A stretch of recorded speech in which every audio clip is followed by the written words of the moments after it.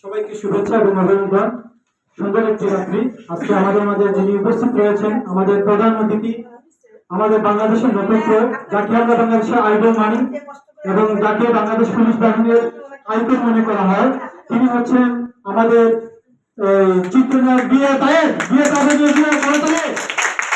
আমি যাকে নিয়ে প্রাউড করি তিনি হচ্ছেন বিয়ে তায়েব, এবং আমি যাকে নিয়ে প্রাউড করি তিনি হচ্ছেন হাবিবুর রহমান হাবিব স্যার। আমি হাবিব স্যারকে আমাদের এই প্রোগ্রাম থেকে অভিনন্দন এবং শুভেচ্ছা জানাই। স্যার আমাদের প্রোগ্রাম দেখবেন পরবর্তীতে, এবং স্যারের জন্য অনেক শুভকামনা। আমাদের চ্যানেল বিডি রানিয়ার সাথে যারা সম্পৃক্ত রয়েছেন, আজকের সংগঠিত অতিথি যারা রয়েছেন, সবাইকে আমাদের চ্যানেলের পক্ষ থেকে অভিনন্দন এবং শুভেচ্ছা জানাই। আপনাদের জন্য এই ছোট্ট পরিসরে হলে আমরা চেষ্টা করেছি আপনাদেরকে সংগঠিত করতে। ইতিমধ্যে 21শে বইমেলা চলতেছে, আপনাদের মধ্যে অনেক গুণীজন রয়েছেন। আমরা চেষ্টা করেছি তাদের মধ্যে থেকে আপনাদেরকে সম্মানিত করার জন্য এবং সংবাদ নিয়ে দেওয়ার জন্য।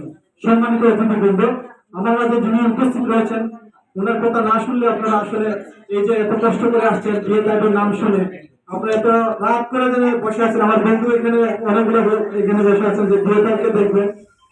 প্রথম থেকে তোমাদের এই যে শুরু করে দিয়েছি আমরা চ্যানেল ওয়ানের মাধ্যমে। আমরা চাই আরো চ্যানেল ওয়ানের মাধ্যমে আরো একটা বড় বড় প্রোগ্রাম নিতে পারি। স্যার আমাদের প্রধান প্রতিষ্ঠান হিসেবে আমি স্যার নাম ঘোষণা করছি। আমি আমার চ্যানেল ওয়ান বিডি থেকে আমাদের আজকের সাইন দিয়ে আমাদের এই সভাপতি মহোদয় এই রেজিস্ট্রেশন করে নেবেন। আরেকটা ঘোষণা দিচ্ছি, আমাদের ছোট্ট শিশু শিল্পী অনেক ছোট থেকে একদম ছোট থেকে ওকে আমরা অনেক আদর করছি আমাদের নিজের বাতিজির মতো। আমি চাই একজন বেগাজন অভিনেতা হোক, ভবিষ্যতে সে একজন বাংলাদেশের সুনামধন্য অভিনেতা হোক। তার জন্য অনেক শুভকামনা। এবং আমাদের সাথে সুমন ভাই, সুমন ভাই অনেক অনেক বড় একজন শিল্পী, গুণী মানুষ এবং সুন্দর মনের মানুষ, একজন ভালো একজন সংগঠক। ওনার কথা না বললে নয়, উনি অনেক কাম করি। এই যে সংস্কৃতিপূর্ণ মানুষ, এই যে স্যারের সাথে কাজ করছেন দীর্ঘদিন থেকে, আমরা ওনার অনেক গুণাগুণ নিয়ে আমরা জানি যে উনি একজন ভালো সংগঠক। আমাদের এই ইতিহাস ঐতিহ্য সংস্কৃতি নিয়ে কাজ করবেন। ওনাকে আমরা মেম্বার হিসেবে আমাদের চ্যানেল আনবিডিতে আমরা নিবেদন করে নেব ইনশাল্লাহ। এবং পরবর্তীতে আমরা ভালো ভালো প্রোগ্রাম করবেন। আমরা ওনাদের এই বিভিন্ন প্রতিজ্ঞা নিয়ে, ওনাদের সুন্দর কথা নিয়ে আমরা আবার কাজ করব। এবং আমার আশেপাশে যারা রয়েছেন, আমাদের প্রেজেন্টার রোজ, ফারজানা রোজ, এবং আমাদের মোস্তফা কাকি রুমি এবং আব্দুল কাদের সহ, এবং আরো যারা রয়েছেন এই সম্মেলনে প্রতিনিধি খুলনা, ঢাকা, বরিশাল থেকে যারা রয়েছেন, সবাইকে আমি অভিনন্দন জানাই এই প্রোগ্রামে আসার জন্য। এবং চ্যানেল বিডি সিলেট থেকে পদযাত্রা করলেও এই ঢাকার মাটিতে হাঁটাহাঁটি পাবা করে দীর্ঘ 5 বছর পদার্পণ করলো। এই আশা প্রত্যাশা ব্যক্ত করি এবং আগামীতে আরো সুন্দর অনুষ্ঠান দেওয়ার জন্য আশা প্রত্যাশা ব্যক্ত করি। এবং আমার গুরু, আমার মিডিয়ার গুরু, যিনি আমাকে কারো ধরলে মানে আর কোনো কিছু লাগে না, আর সব মনে করবে, ঠিক আছে। আমি ওনার কাছে দোয়া চাই, ভালোবাসা চাই, এবং সারা জীবন আর মৃত্যু পর্যন্ত আমি ওনার সাথে কাজ করতে চাই। এবং আমার হ্যাঁ, আমাদের চ্যানেলের যিনি সকল অভিনেতা এবং অভিনেত্রী যারা রয়েছেন, কবি, সাংবাদিক এবং যারা রয়েছেন, প্রত্যেকে আমরা স্যারের জন্য, সুস্থতার জন্য, স্যার অনেক সুন্দর একটা চাকরি জীবন লাইফ অতিবাহিত করে আসছেন। স্যার একটা আইডল, পুলিশ বাহিনীর আইডল। সেই হিসাবে আমরা স্যারের কাছে আমরা আমাদের এই চ্যানেল বিডি টিমকে আরো সামনে কিভাবে এগিয়ে নেওয়া যায় সে আশা প্রত্যাশা ব্যক্ত করবো। স্যার মূল্যবান বক্তব্য রাখবেন। আমি আর বেশি কথা বলবো না। সবাই ভালো থাকবেন। শুভরাত্রি। ধন্যবাদ।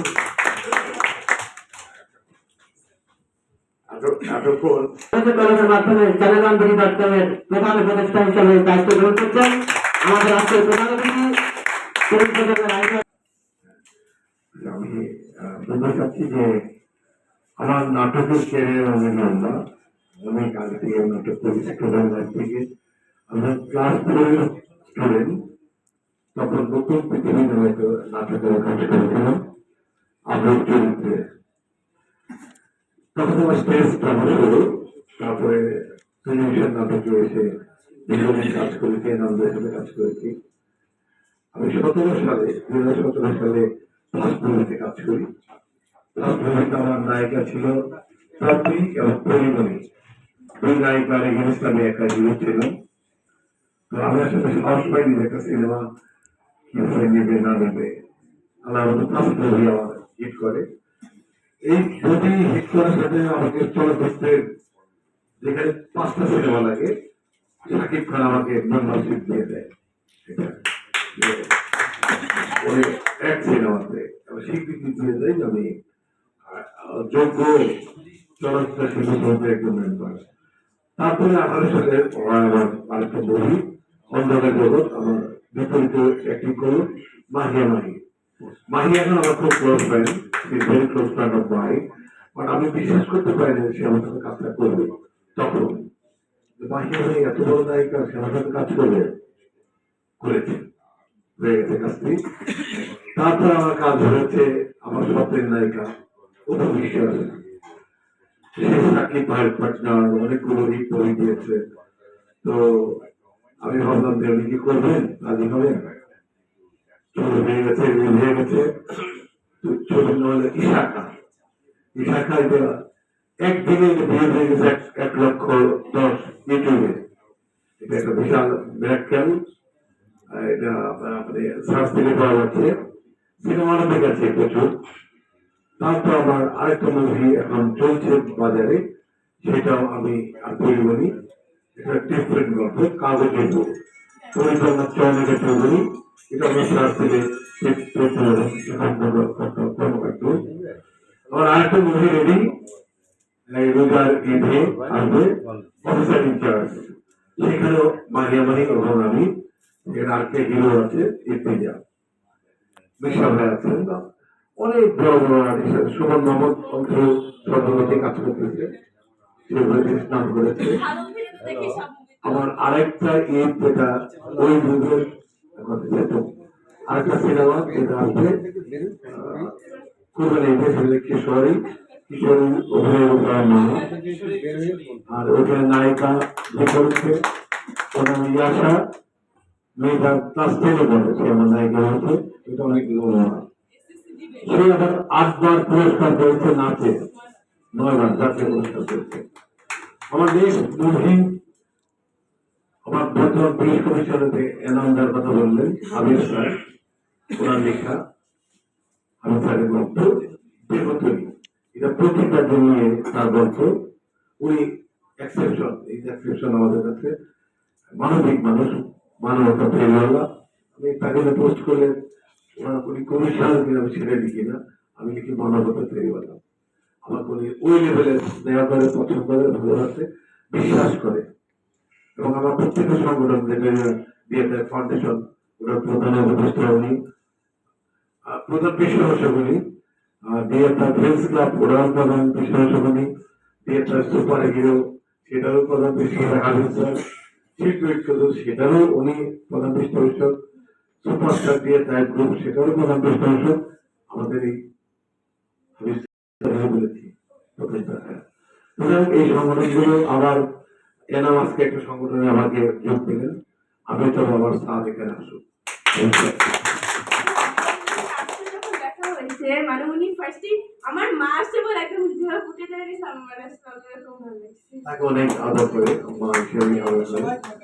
তো আর আমার চাকরি বিষয়টা বলি, আমি অবসরে না, আমি চাকরি ছেড়ে এসেছি, চাকরি আমাকে ছাড়েনি, আমি চাকরি এসেছি, স্বেচ্ছায় অবসরে আসছি।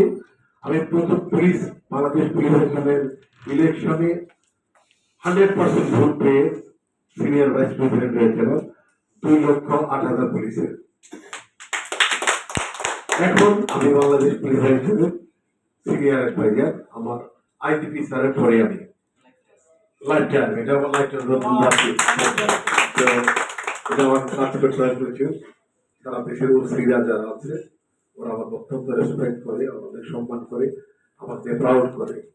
যে কোনো ওসিকে আমি ফোন দিই যে ও অস্ট্রেলিয়া যাওয়া, স্যার তুমি কেমন আছো, মানে তার ডিটেল বলতে থাকবে, কিছুক্ষণ লাভ ভালো হবে না। যেটা আপনার বই লিখে আমি একটু লিখতে পারি না, আপনাদের মতো মানে লেখার ধৈর্য হতে হয় না, কিন্তু আমি অনেক ভালোবাসা দিলাইতে পারি। নাটক এবং সিনেমা লিখেছে, আমি স্ক্রিপ্টে কথা করি আমি। আর ভিডিও চলতেছে তো। তো যে কারণে আমাদের অ্যাডভোকেট সাহেব বিনয়ের সাথে বলেছেন দেরি হয়ে গেছে, উনি কিন্তু 4টে পিকনিকে ছিলেন। একটা পিকনিকে না গেলেই ওনার প্রতি ওই পিকনিক লোকগুলো মনক্ষুণ্ণ হতো, তাই না বিষয়টা? আগে আমরা ছোট করতাম, গাছের নিচে পাটি বিছিয়ে 3 ঘন্টা 4 ঘন্টা পর্যন্ত দূরে খেতাম, কাজ ছিল না। আর এখানে 1 সেকেন্ড আমি ওইখানে একটা গাড়ি এনামের প্রোগ্রামে এই কাপড় পরে আসার কথা না, চেঞ্জ করবো টাইম নাই, গাড়ি চালাচ্ছি আবার চেঞ্জ করতে এরকমই কোনোভাবে ইচ্ছে করে দেরি করে নাই।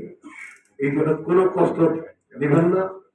আমি তারপরেও আপনাদের অনেক রাত হয়ে গেছে, প্রত্যেকটা সময় যুদ্ধই করেছি, সকাল থেকে যুদ্ধই করতে হয়। কারণ আমরা আগে 4 ঘন্টা কাজ করতো, গ্রামের মানুষ সারাদিন বসে খাতো, আর 18 ঘন্টা কাজ করে খাবার হয় না, টাকা হয় না, মানুষের জীবন হয়ে গেছে খুব কম্পিটিশনের মধ্যে।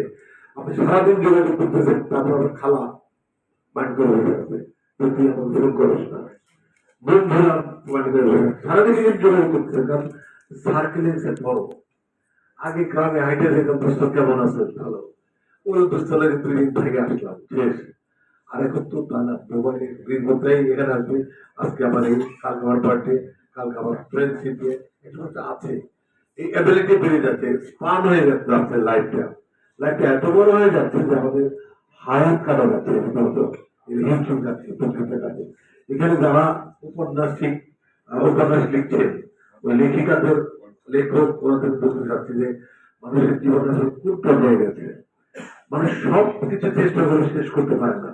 প্রতিদিন আপনার জমা থাকছে, যে কাজটা আপনি করবেন তার কিন্তু ভেবেছেন 10টা কাজ দিয়ে 4টে হলে আমি 6টা বাকি কালকের জন্য, কালকে আবার 10টা 6টা যোগ হলো 16টা, ওই দিন একই অবস্থা, কাজ শেষ হয় না। মানে জীবন যাত্রা অন্যরকম লাইফ স্টাইল, এটা আমাদের জীবন চলাকালীন আমরা পেয়েছি মোবাইল ফোন, একমাত্র মোবাইল থেকে তাই আনন্দ করতে যায় না। এই মোবাইল ফোন মানুষের মানবিক, আমরা তো সাময়িক আনন্দ পাই, আমাদের যোগাযোগ করেছে, কিন্তু এটা কোনো সুফল বয়ে আনেনি।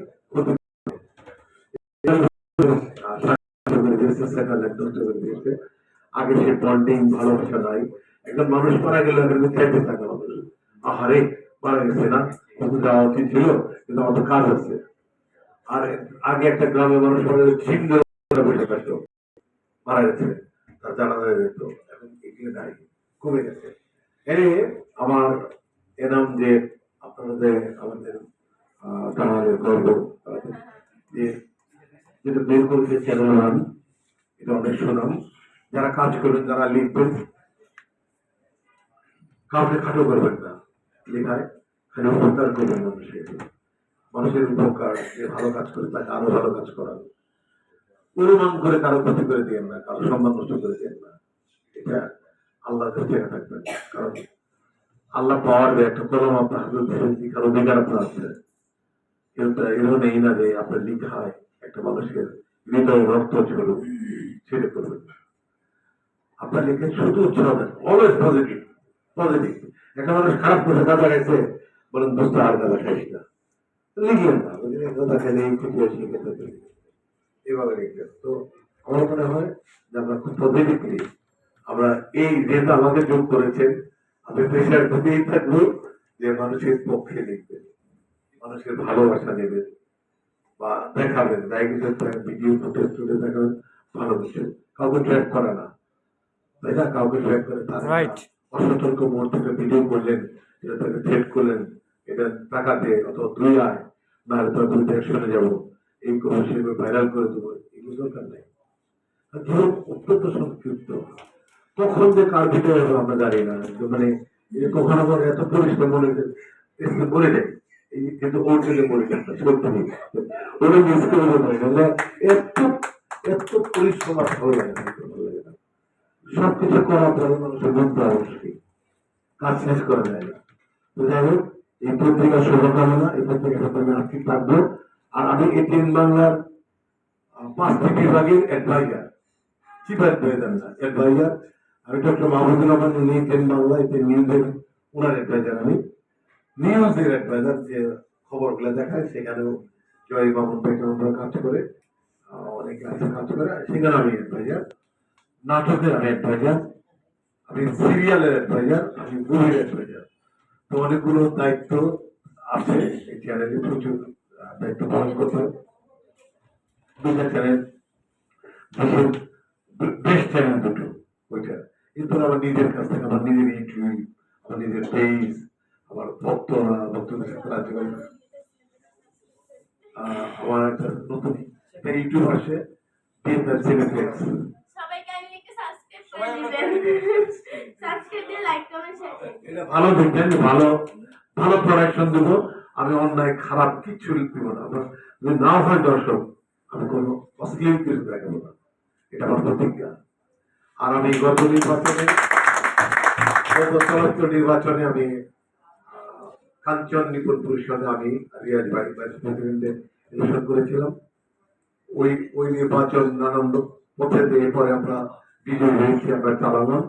এবার নির্বাচন আসছে, এবার একটা প্যানেল রেডি আছে, ওটা হচ্ছে বিশ্বা ভাই, টিটর ভাই, এটা রেডি সাজিয়েছে। আমাকে অনেকে রিকোয়েস্ট করতেন ইলেকশন করার জন্য, হয়তো এক পর্যায়ে যদি করি আমার জন্য দোয়া করবেন, আমি যেন চলচ্চিত্র করতে পারি। তো ধন্যবাদ, সবাই ভালো থাকবেন। অনেক রাত, অনেক কষ্ট পেয়েছেন, যারা কষ্ট পেয়েছেন তারা মন থেকে ক্ষমা করে দেবেন।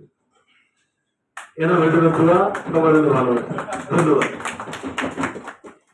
ধন্যবাদ স্যারকে, অনেক সময় দিয়েছেন। আমি একটু সময় নেব আপনাদের কাছ থেকে। পরিশেষ, আমরা কি সবাই একটা প্রেমে আবদ্ধ হতে পারবো?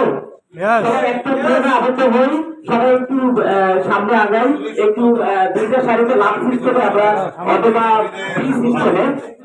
বি সিস্টেমে আমরা দাঁড়াতে পারি। একটা প্রেমে আবদ্ধ হই। আমাদের মাঝে গণিতজ্ঞ আছেন, কবি সাহিত্যিকরা আছেন, ওনাদের সাথে আমরা আবদ্ধ হতে পেরে অবশ্যই ধন্য হবো। সকলে আসি, সামনে আসি।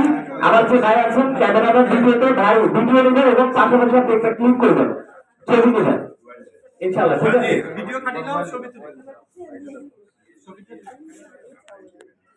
ভালো ক্যামেরা যার আছে, যার ভালো ফোন আছে, ওই ফোনটি ওনার কাছে দিয়ে দেন।